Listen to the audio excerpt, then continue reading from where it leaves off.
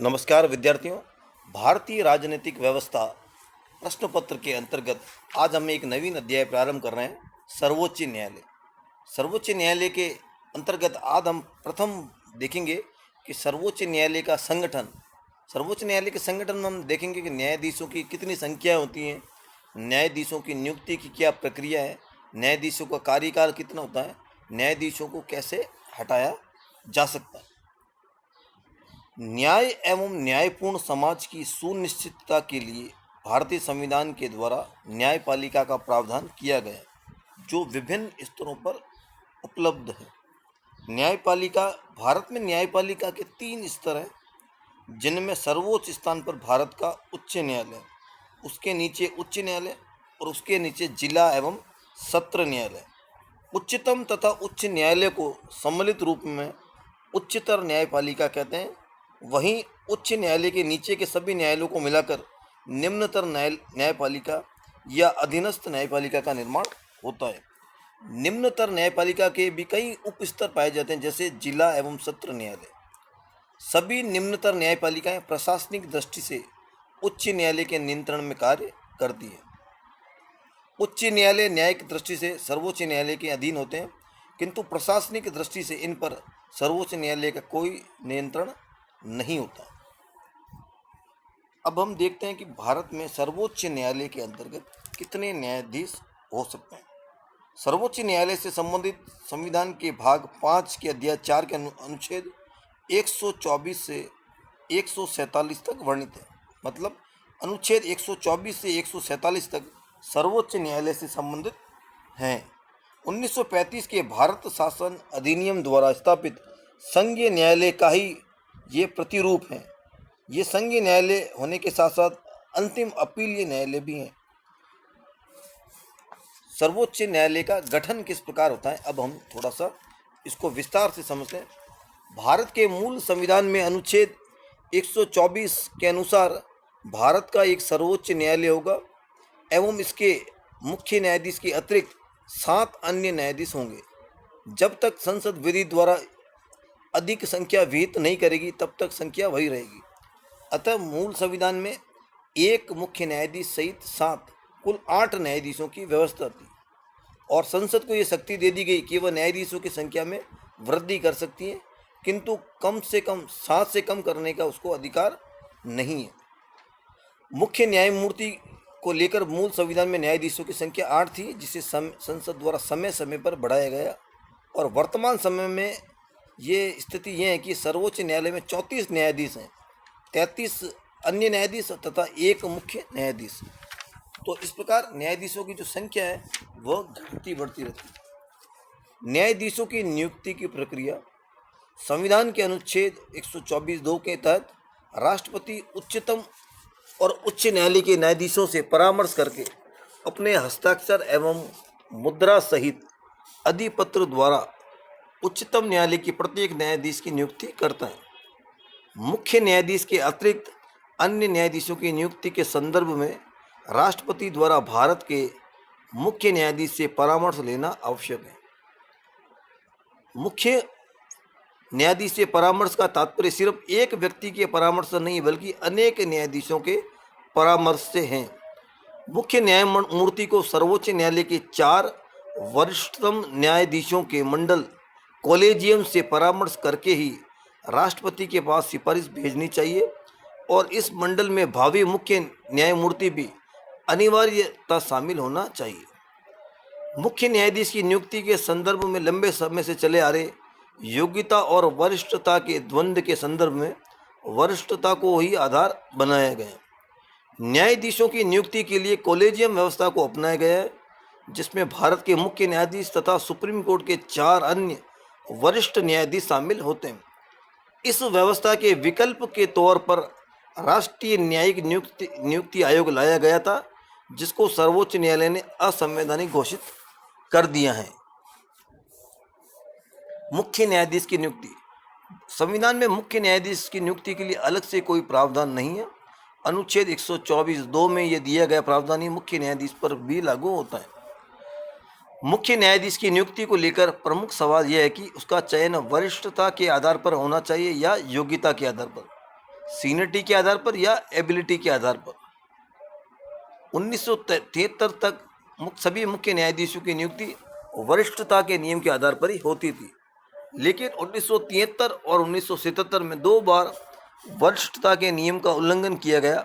24 अप्रैल 1973 को सर्वोच्च न्यायालय की 13 न्यायाधीशों की पीठ ने 7-6 के बहुमत से केशवानंद भारती मामले का निर्णय सुनाया। मुख्य न्यायाधीश SM सीकरी को उसी दिन सेवानिवृत्त होना था। उसके बाद वरिष्ठता क्रम में 3 ऐसे न्यायाधीश थे जिन्होंने केशवानंद मामले में संविधान के मूल ढांचे की धारणा का समर्थन किया था, जिससे सरकार उनसे नाराज थी। ये 3 न्यायाधीश थे JM सेलेट, KS हेगड़े और श्री AN ग्रोवर। श्रीमती इंदिरा गांधी की सरकार ने कठोर कदम उठाते हुए इन तीनों न्यायाधीशों की वरिष्ठता को लांघकर श्री AN रे को मुख्य न्यायाधीश नियुक्त कर दिया। जस्टिस AN रे ने 1973 से 1977 भारत के मुख्य न्यायाधीश के रूप में काम किया। 1977 में जब AN रे सेवानिवृत्त हुए तो हंसराज खन्ना वरिष्ठतम न्यायाधीश थे, किंतु श्रीमती इंदिरा गांधी की सरकार ने वरिष्ठता क्रम को लांघकर उनके द्वारा विसम्मत निर्णय से नाराज होकर जस्टिस हमीदुल्ला बेग को मुख्य न्यायाधीश नियुक्त कर दिया गया। तो इस प्रकार आपको विद्यार्थियों ध्यान रखना है, 2 बार वरिष्ठता के नियम का उल्लंघन किया गया। एक बार श्री AN रे को और दूसरी बार हमीदुल्ला बेग को वरिष्ठ नहीं होने के बावजूद न्यायाधीश बनाया गया। शेष सभी मामलों में 1993 में निर्णय दिया गया कि न्यायाधीशों वाले दूसरे मामले का फैसला सुनाते हुए सर्वोच्च न्यायालय की 9 सदस्यीय संविधान पीठ ने निर्धारित किया कि मुख्य न्यायाधीश की नियुक्ति वरिष्ठता के आधार पर ही लागू की जाएगी। उसके बाद से वरिष्ठता का क्रम निरंतर लागू है। जब तक इससे बड़ी पीठ इस निर्णय को बदल नहीं देती, तब तक ये निर्णय बदला नहीं जा सकता।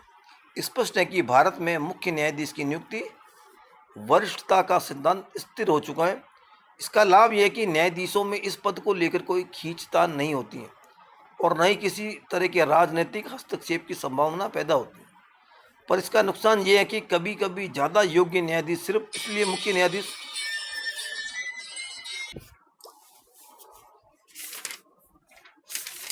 कभी कभी इसका प्रभाव ये हुआ कि ज़्यादा योग्य न्यायाधीश भी न्यायपालिका का न्यायाधीश नहीं बन पाए।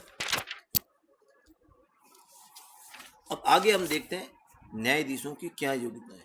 संविधान के अनुसार भारत के सर्वोच्च न्यायालय का न्यायाधीश बनने के लिए व्यक्ति के अंदर ये योग्यता होनी चाहिए कि वह भारत का नागरिक हो, किसी उच्च न्यायालय में या ऐसे 2 या अधिक न्यायालयों में लगातार कम से कम 5 वर्षों तक न्यायाधीश रहा हो, किसी उच्च न्यायालय में या 2 या अधिक न्यायालयों में लगातार 10 वर्षों तक वकील रहा हो, वह राष्ट्रपति की राय में पारंगत विधिवेता रहा। तो संक्षेप में हम कह सकते हैं कि भारत के सर्वोच्च न्यायालय के न्यायाधीश बनने के लिए व्यक्ति को भारत का नागरिक होना चाहिए, कम से कम 5 साल तक हाई कोर्ट का जज या 10 साल तक हाई कोर्ट में वकील के रूप में काम कर चुका हो, और यदि इन योग्यताओं को भी पूरी ना करता हो तो वह राष्ट्रपति की दृष्टि में पारंगत विधिवत कानून का जानकार होना चाहिए। सर्वोच्च न्यायालय के न्यायाधीशों का हटाए जाने की प्रक्रिया। सर्वोच्च न्यायालय के न्यायाधीश 65 वर्ष की आयु तक अपना पद धारण कर सकते हैं। उससे पहले वो राष्ट्रपति को लिखित त्यागपत्र दे सकता है। अनुच्छेद 124 में राष्ट्रपति को हटाए जाने की प्रक्रिया का उल्लेख किया गया है। न्यायाधीशों को पद से हटाए जाने की प्रक्रिया की शुरुआत संसद के किसी भी सदन में की जा सकती है। यदि लोकसभा शुरुआत होती है तो 100 सदस्यों और यदि राज्यसभा से के 50 सदस्यों के हस्ताक्षर अध्यक्ष या सभापति को देने के बाद ही प्रस्ताव पेश हो सकता है। अध्यक्ष या सभापति द्वारा प्रस्ताव स्वीकार किए जाने पर 3 व्यक्तियों की समिति गठित होती है, जिसमें सर्वोच्च न्यायालय का मुख्य न्यायाधीश, अन्य न्यायाधीश, किसी उच्च न्यायालय का मुख्य न्यायाधीश, एक पारंगत विधिवेता होता है। ये समिति न्यायाधीशों को कदाचार का दोषी नहीं पाती है तो ये प्रक्रिया यही समाप्त हो जाती है। यदि दोषी पाई जाती है तो मूल प्रस्ताव के साथ समिति की रिपोर्ट को सदन में पेश किया जाता है। यदि प्रस्ताव दोनों सदनों द्वारा अलग अलग कुल सदस्य संख्या के बहुमत तथा उपस्थित एवं मतदान में भाग लेने वाले 2/3 सदस्यों से बहुमत से पारित हो जाए तो उसे राष्ट्रपति के पास भेजा जाता है। उसके बाद राष्ट्रपति न्यायाधीश को हटाने के आदेश जारी करता है। संविधान के अनुच्छेद 124 में यह प्रावधान है कि यह प्रक्रिया संसद के एक ही सत्र में पूरी होनी चाहिए, परंतु वी रामास्वामी के संदर्भ में सर्वोच्च न्यायालय द्वारा यह निर्धारित किया गया कि यदि न्यायाधीश के महाभियोग की प्रक्रिया के दौरान लोकसभा भंग हो जाए तो ये संकल्प वैधगत नहीं होगा। अभी तक केवल सर्वोच्च न्यायालय के एक न्यायाधीश वी रामास्वामी के संदर्भ में महाभियोग का प्रस्ताव लाया गया था, परंतु लोकसभा में पर्याप्त बहुमत न होने के कारण ये पारित नहीं हो पाया। तो इस प्रकार आज हमने देखा कि भारत में सर्वोच्च न्यायालय का संगठन किस प्रकार काम